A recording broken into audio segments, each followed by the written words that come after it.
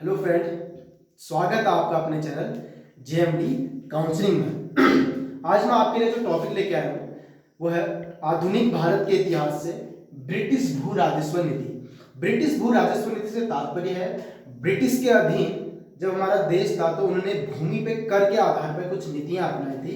वही नीतियों के बारे में मैं आज आपको बताने जा रहा हूँ। इन्होंने मुख्य तौर पर 3 व्यवस्थाएं अपनाई थी। सबसे पहली थी स्थायी व्यवस्था, उसके बाद रैयतवाड़ी व्यवस्था, उसके बाद महालवाड़ी व्यवस्था। ये 3 व्यवस्थाएं इन्होंने कृषि कर के आधार पर अपनाई थी। स्थायी व्यवस्था क्या थी? स्थायी व्यवस्था में एक निश्चित व्यवस्था थी जिसमें जिम्मेदार वर्ग को भूस्वामी बना दिया था। इन्होंने क्या किया था? जिम्मेदार वर्ग थे उनको भूस्वामी बना दिया, वही किसानों से कर लेते थे और ब्रिटिश सरकार को देते थे। इन्होंने कॉर्नवालिस एक गवर्नर थे, इनका नाम था कॉर्नवालिस। 1790-91 में इन्होंने ये कानून स्टार्ट किया था और 1993 में इसे स्थायी कर दिया था। 1993 में पूरे तौर पर स्थायी हो चुका था। इस पे क्या था? इस पे एक सूर्यास्त कानून था। सूर्यास्त कानून का तात्पर्य है कि ब्रिटिश सरकार ने एक निश्चित तिथि को कर देने की व्यवस्था अपनाई थी कि निश्चित तिथि को कर जमा करना होता था। उसके सूर्यास्त तक अगर कोई जिम्मेदार वर्ग कर नहीं जमा कर पा रहा तो उसे भूस्वामी से हटा दिया जाता था, उसके बदले दूसरे भूस्वामी को रख दिया जाता था।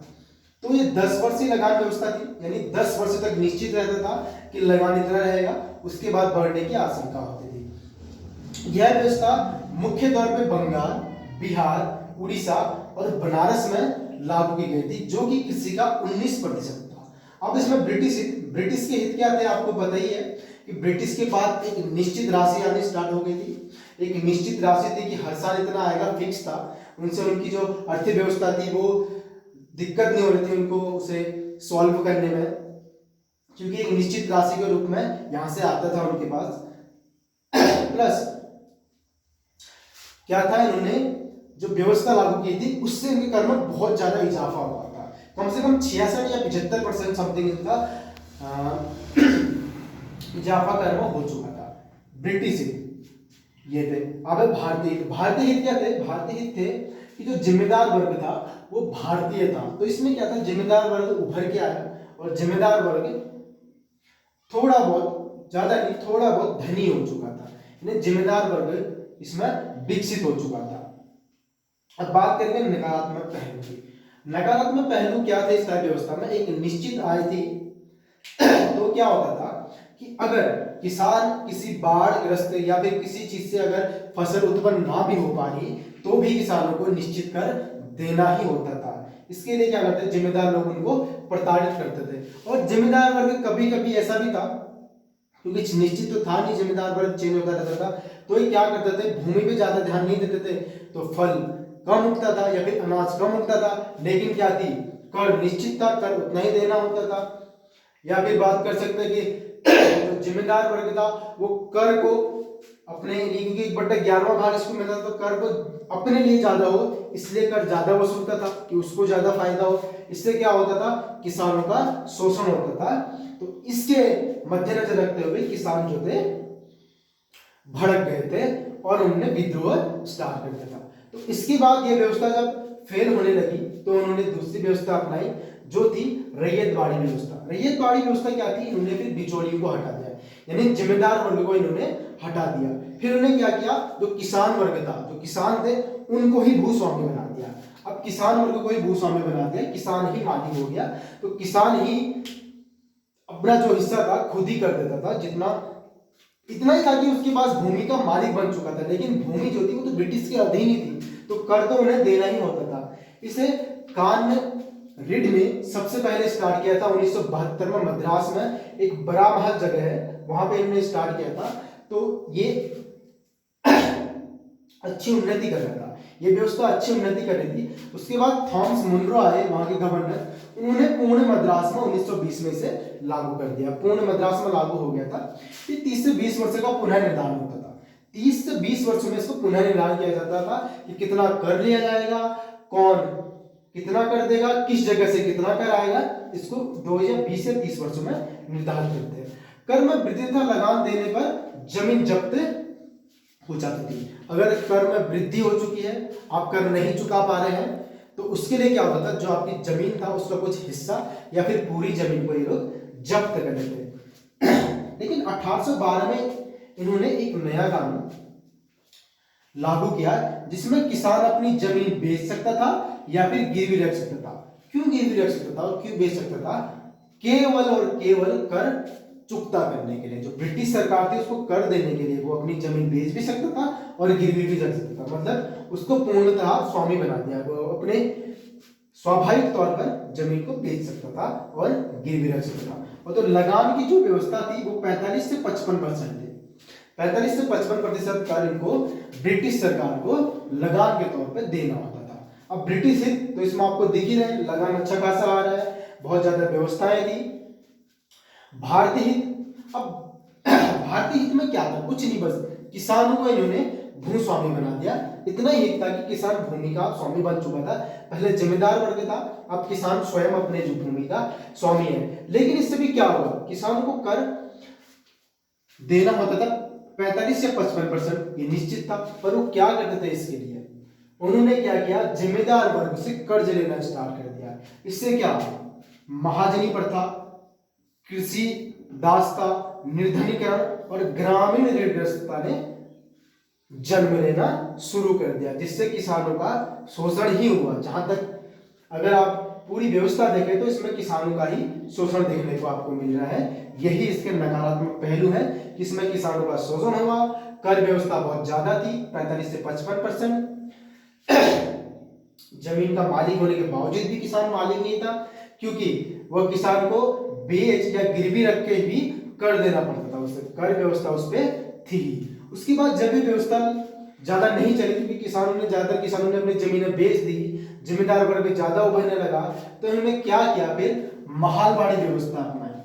महालवाड़ी व्यवस्था सबसे पहले इन्होंने नवाब, अवध के नवाब थे, उनसे जब कंपनी ने 1801 में अवध के नवाब से इटावा, फर्रुखाबाद, गोरखपुर, बरेली को अपने अंडर में लिया, तो इन्होंने क्या किया, वहां पे महालवाड़ी व्यवस्था लागू कर दी। महालवाड़ी व्यवस्था क्या थी? महालवाड़ी व्यवस्था कुछ नहीं था, इसमें आप क्या किया, पूरे समूह, पूरे गांव को इन्होंने भूमि का स्वामी बना दिया। उसमें से एक इंसान को या एक जिम्मेदार आदमी था, उसे महाल बना दिया। महाल का कार्य था कि वो पूरे गांव से कर वसूलेगा और जाके ब्रिटिश सरकार या जो उस समय सरकार थी उसको देगा। तो ये काम महाल का था। कुछ नहीं था, पूरे गांव को ही इन्होंने, जो पूरा गांव था उसे ही मालिक बना दिया। पर गांव भी मालिक क्या था, महाल मालिक था। महाल पे लोग लाके कर देते थे, वो ले जाके इस भारत सरकार को देता। इस व्यवस्था में सबसे अच्छी बात यह हुई कि पूरा गांव मालिक था जमीन का, और इससे जमीन की जो पैदावार थी वो अच्छी होने लगी, और जमीन को ये लोग, मिट्टी को अच्छा उपजाऊ बनाने लगे ताकि इनको ज्यादा फायदा हो। इतना इसमें फायदा हुआ था।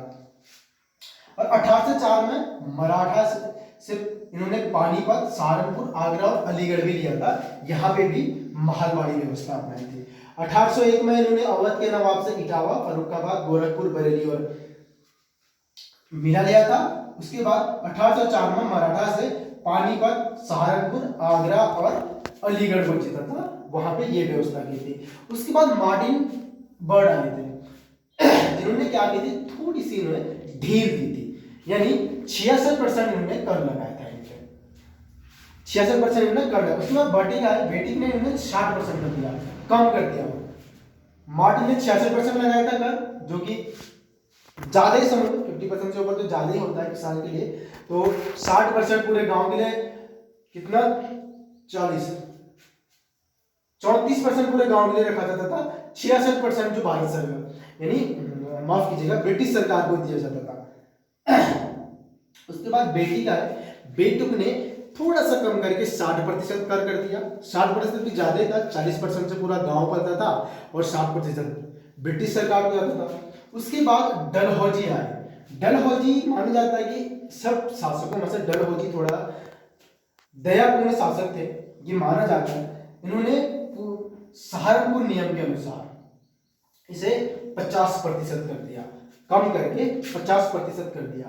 अब भी सही था, 50% भी सही है, 50% इन्होंने कर दिया, 50% में पूरा गांव रहता था, 50% ब्रिटिश सरकार में रहता। और इसमें ब्रिटिश हित क्या थे?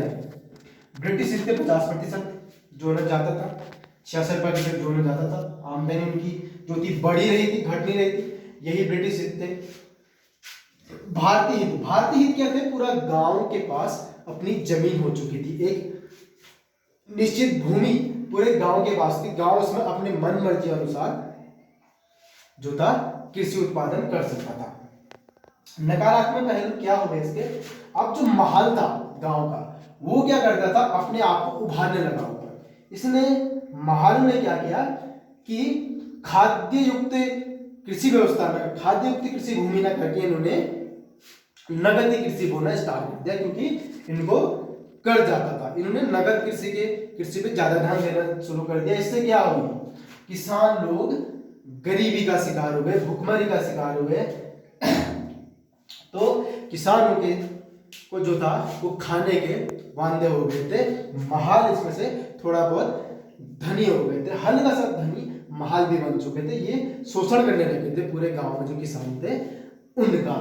तो इसमें आपको देखने को मिला स्थायी व्यवस्था, रैयतवाड़ी व्यवस्था, महालवाड़ी व्यवस्था।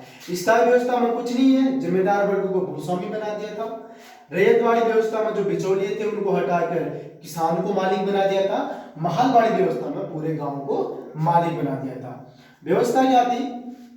10/11 भाग सरकार को जाता था और 1/11 भाग जिम्मेदार को जाता था। इसमें 66, 60 और 50% था।